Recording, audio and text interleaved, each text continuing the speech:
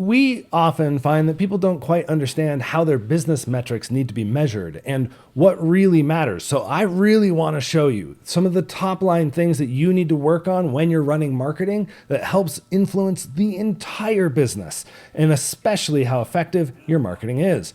This is spreadsheet time, folks. So if you're listening to this on the podcast, you might want to hop over to the YouTube. You can find the link at tylerwilliams.net and join me there. Let's go into math mode. I know you're so excited. It's the Mammoth Plumber podcast with Tyler Williams, the marketing man. Yeah. All right, so what I have here is essentially a calculator that we use to just help demonstrate some of the power of different aspects of your business. So what we're going to do is we're going to put in a budget number. We're going to look at what the cost per lead could be, what the qualifying rate of those leads could be, answer rates, booking rates, closing rates, your average ticket, and how it all turns into ROI. Now, the thing that people tend to forget is that marketing isn't the only component of closing those leads. It keeps on going, folks. So let's take an average sort of budget. There's some temp sort of things in here, but I'm going to go kind of with round numbers to make this a bit easier on us. So let's go with let's go higher than that. $5,000. Okay, which is not a massive amount to spend on marketing. To be perfectly frank, if you're spending less than that, you're a smaller company. There's nothing wrong with that, but you need to get comfortable with this number growing over time. It's not uncommon for people to spend $20, $30, $40, $50,000 on marketing in a month when they reach certain levels, okay? And it all depends on the makeup of the business and some of the stuff we're gonna cover. Now, cost per lead is kind of an interesting one. So cost per lead is how much does it cost to get a contact? This isn't necessarily a good contact. This is just a contact of any sort, right? You try and get as many good ones as possible, but let's say that this costs $50. Okay. In some cases, this is higher. In some cases, it's lower. A lot of this depends on how long you've been around, because then you get more organic leads. If you have to spend a lot in ads to get leads, they are going to run you more. Leads on Google are really expensive. The average cost per paying customer on Google right now, according, I think, to Searchlight's data, don't quote me on that in case I have this wrong, is about $450 from Google ad spend to paying customer. So if you have a $1,000 budget, you're going to get 2 leads. Like 2 customers out of that in the month. So we're going to go with cost per lead and this is all bird's eye view. This is the whole business. Let's say $50. Let's say, they're running Google ads, they're running all this stuff for ads, but they're also pulling in a healthy amount of just like organic because they've been around for 3 years. So they have a foundation of their business that is referrals and things like that. So then you get down into this other one called like your qualifying lead rate. I can tell you, not all of your leads are going to close. They're not all going to be worth closing. They're not all going to be things that you can serve. You're going to get things in other languages. You're going to get things outside of your service area. You're going to get things for other companies. And so this is not closed rate. This is qualified. And the way we identify that is, are these people looking for a plumber in your service area and asking for a service that you can actually perform, right? So with that, I'm going to leave it at 50. Makes it real easy for us to keep going. And then what that's going to mean is that you get 100 leads. For $5,000, you get 100 leads. Now, with that in mind, you only got 50 of those that are qualified. So immediately 50 are going out the door. They just aren't worth it, right? But that means that you also need to think about your answer rate, because each of those leads has to activate communication for your business, and your business needs to activate communication back. So you've got 100 calls, let's say all these are calls. We'll leave form fills out of this discussion for this. Now, if your answer rate is, let's say 90%, cool. But I often find that the answer rate is sitting closer to 70. And here's usually why. After hours or too busy CSRs. Or inattentive CSRs. That's the other thing that happens, is sometimes the CSR isn't on the phones when they should be.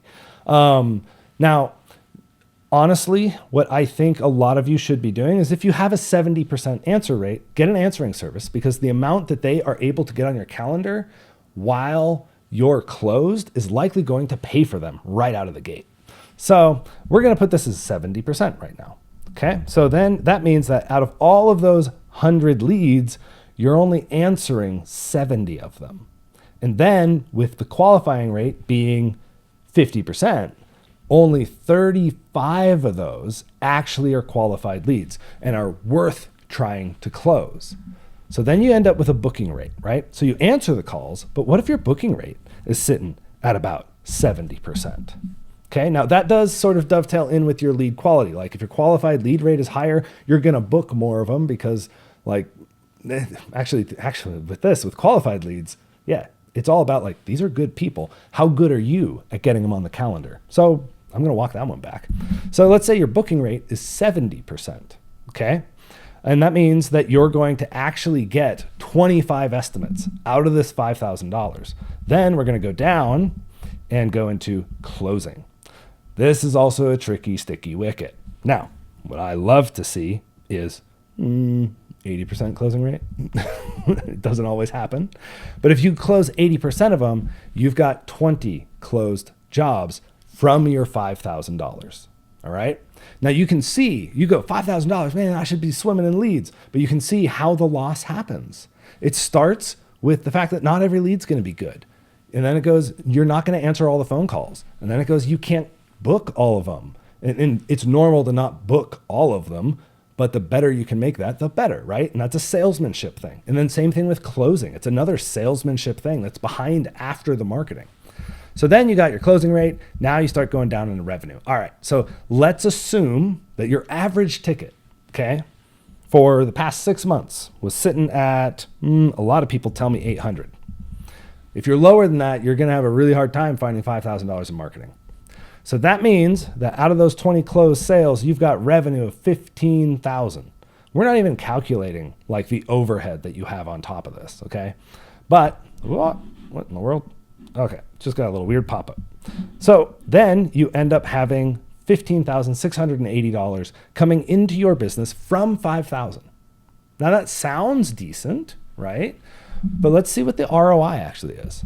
So then the return generated. So then from the 15,000 and your 5,000 in ad spends, and what you end up doing is you remove the 5,000 in ad spends because you have to pay that back. It's like an investment, right? It really is investment. Then you make your money back. And so that's going to be what? That's going to be 10,680, which means you are only for your efforts, not including operational expenses like paychecks and parts and all this other stuff. You are making your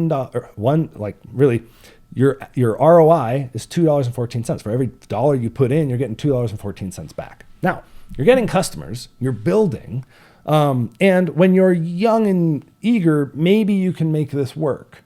But when you start having to pay people and you're going to have jobs up and down, like that's where things start to get a little bit more complex. So this is low from an ROI standpoint. I would like to see this higher.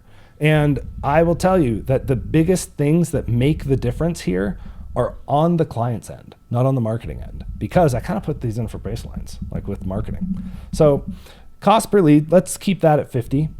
Let's keep the lead qualifying rate also at 50. If our job would be to get the cost per lead down as much as we can, and then get the qualifying lead rate up as much as we can. But a lot of that depends on market, and there's only so low you can take that. And sometimes low or high, like cost per lead needs to go down, qualifying lead rate needs to go up. And we start hammering away against that. That's what we do as a marketing agency. But if your answer rate were closer to 90% and your booking rate were closer to 80 and your closing rate is maintained at 80, let's just leave it there.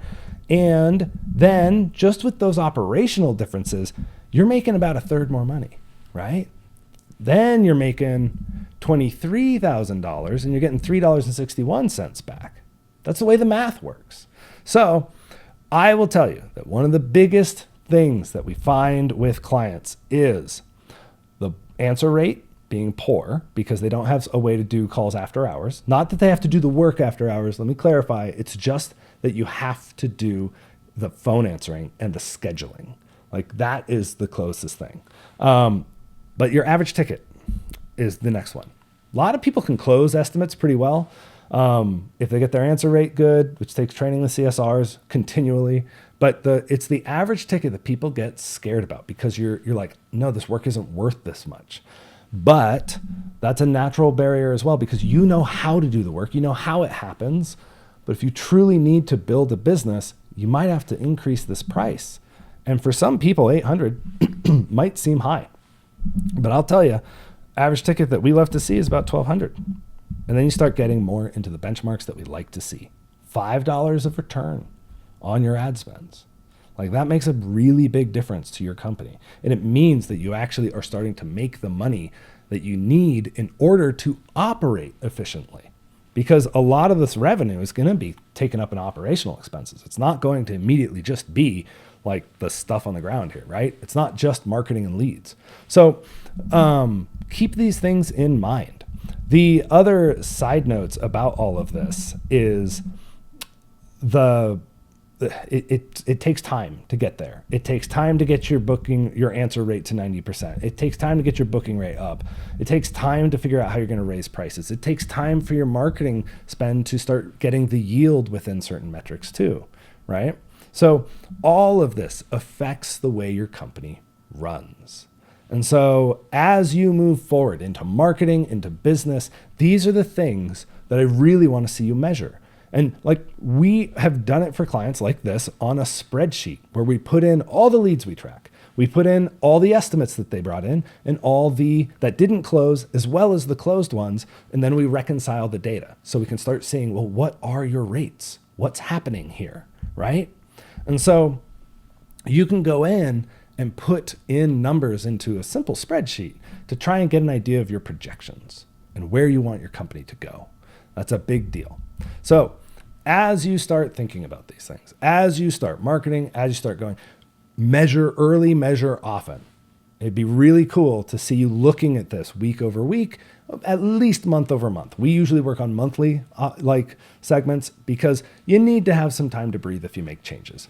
And if you do make changes, realize that some of those changes will be noticeable the next week, like your answer rate. But some, especially with marketing, some of those take a month to 3 months to really shake out, depending on how extreme your changes are inside of it. Like if you're changing up the way you operate your Google Ads campaigns, well, it might take time to tune those accounts. Some things take transitions. But with an eye on the metrics, I promise you'll get better data. Now, another option for people, and we do this with our like highest clients who can like really go after it, but is a company called Searchlight. They will hook right into your CRM and give you this data and then help you measure against their benchmarks. Now, a lot of the benchmarks out there, I will tell you, are averages. If you want to be an average company, sure, but I'll tell you, most average plumbers are struggling. Look for the benchmarks that you know are excelling in the market. Go talk to other plumbing companies. The Wealthy Plumber, my brother's coaching group, also has benchmarks. He's given those to us, and that's what we measure our clients against. They're high, I'll be honest with you, but I've seen them work, and the companies that can pull it off, they're doing so much better. And a lot of that is business operations and processes on the back end. So anyway, hope this helps you get a better idea of how to run that plumbing business. If you want to learn more about this kind of stuff, feel free to go to my website, tylerwilliams.net, or Mammoth for Plumbers, which is my agency, and we'd be happy to schedule a consultation. They're free. We'll tell you what we do, but we'll also give you a roadmap so that way you can figure out how best you need to proceed. Anyway, you have a good one, and thanks for listening. Let me tell you the tale of Tyler Williams, the marketing man.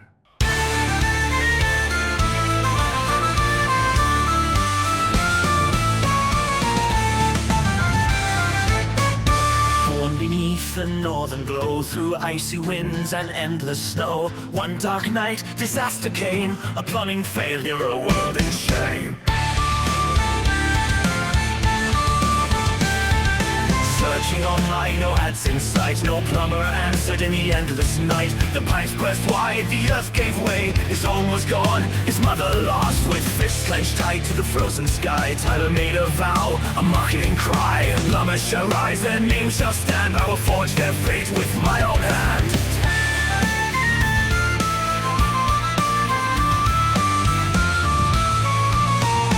Plumbers shall rise, their name shall stand, I will forge their fate with my own hand. Tyler Williams, the marketing man, with cosmic power he built the plan. Fire in his eyes, campaigns in his hand, he builds lost plumbers across the land. From frozen waste to city skies. Plumbers thrive where legends rise.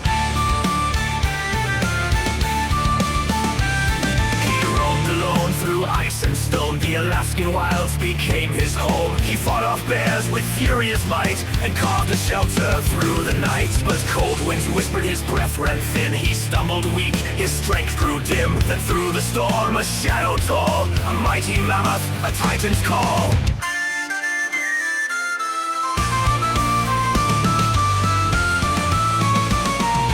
I am Mark, the marketing mammoth. Tyler, your time has come. I will teach you the cosmic secrets of persuasion and advertising, ancient marketing magic lost to time. Through my wisdom you shall rise, and the world will always find a plumber in their time of need.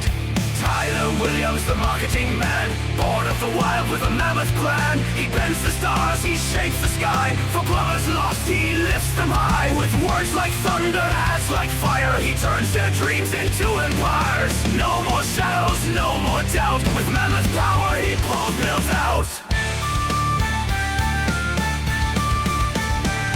For 35 years through frost and fate, he studied with Mark, making marketing great. He grew 10 feet, his beard turned wild. With mammoth wisdom, no longer a child. His eyes burned green with northern light. His voice could shake the stars at night. Then Mark the mammoth raised his head, and to his pupil this is what he said. Tyler, you have mastered the ancient ways, the lost art of persuasion, the magic of marketing. Your time is now, the world is waiting. Plumbers live in darkness, but you shall be their light. Go forth, fly to their shops, make them known across the cosmos. Mark raised his tusks and split the sky. A portal opened, a world passed by. Through time, through space, a rift was torn, and Tyler Williams was reborn as the mythical, fabled, magical marketing man.